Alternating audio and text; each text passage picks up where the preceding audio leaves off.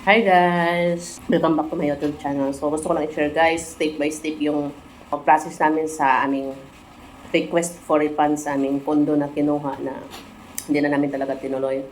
Meron ako mga vlog noong una guys, mga updates. And 3 months kami guys nag-antay bago namin nakuha yung refund. So nung una guys, no, nag-worried kami dahil yun nga, hindi na namin makukuha yung reservation dahil yun yung unang-una nilang sinabi na yung reservation na hindi na siya makukuha. Kahit natakot kami guys nung una, pero dahil nga decided naman na hindi na itutuloy. So, pero ni-request pa rin namin yung full refund.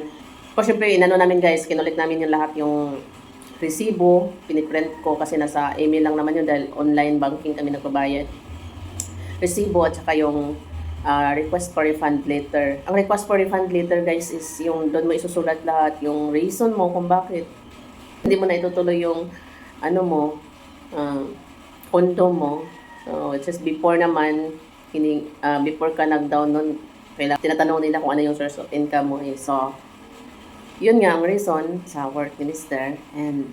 Pero sinabi din niya doon sa request for refund na kukunin niya yung full refund. Kasi nga may low tayo sa na kapag wala pa kasing kumbaga yung kinuha namin kondo guys, wala pa kaming kontratang pinirmahan. Kumbaga parang wala pa silang license to sell or mga ganun ba. Kasi yung namin, hawak namin is reservation, yung reservation form lang. Tapos wala nang iba. Yun na nga guys, ipinasa niya ng John. Tapos after 1 month, pinalo up ko siya dito. Dinala ko na rin yung kung ano yung in-email niya. Dinala ko sa office na nag-direct na ako guys, hindi na ako lumapit kay agent kasi syempre direct naman kami nagbabayad kaya gusto namin na direct na lang din kasi ang hirap naman yung sa agent ka pa tapos si agent mag-contact din sa kanila. So mas mahirap yun, matagal. So direct kami guys sa developer talaga kung saan kami nagbabayad, doon ako nagpupunta talaga sa opisina. So nagpasa ako doon, so na-receive naman nila. And then after kasi sinabihan ako guys na pwede kang mag-follow up sa text or sa email or sa call. So, mas pabor sa akin guys yung text or call. So, after 1 week, nagpalo up na ako, 2 weeks, 3 weeks. So, nagpapalo. Parang guys, nakaramdam ako ng parang wala silang pakialam, ganun. Yung ganun ang nararamdaman ko talaga guys. And then after almost 3 months na siya guys.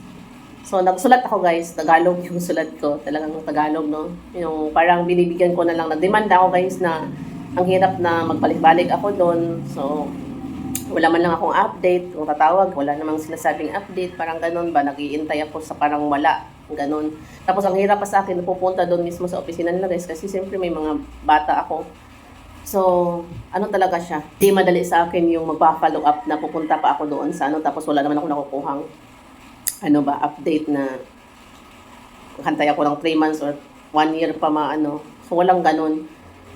Kumbaga ganun guys, nagsulat ako, tapos sinabi ko doon sa sulat ko na magbibigay ako ng 7 working days para maasikaso nila yung concern namin.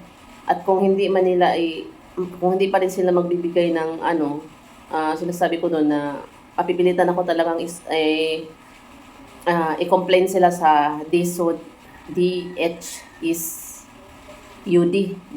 Department of Human Settlement and Urban Development. So, yun yung guys, ang So, bali, ko yan yun. So, research lang guys, no? Sa sariling sikap. So, doon yan yung pwede mong puntahan guys pag may mga complaint ka about sa mga ganyan. So, ayan, ko na, piniprepare ko na yung sarili ko guys para sa pag-complain kung hindi talaga nila papansinin yung ko. Pero sa awa ng Panginoon guys, wala pang 7 days. Nag-email na sila sa akin na ready for pick up na daw yung chicken namin. So, masaya ako. Sabi ko, yun pala ang bilis. So, ready for pick up. Pinabukasan ko na siya pinantahan guys. Ayun, nakuha namin yung full refund. Parang sumubra pa nga ng yung mga 2,000 yata ang sobra. Binalik nila. Siguro may interest na yun. Pasalamat na lang ako doon sa thank you. Pero grabe yung stress ko guys ba kasi parang na-stress pa rin ako. Pero malaki pa rin ang pasalamat ko dahil yun balik nga yung yun lang.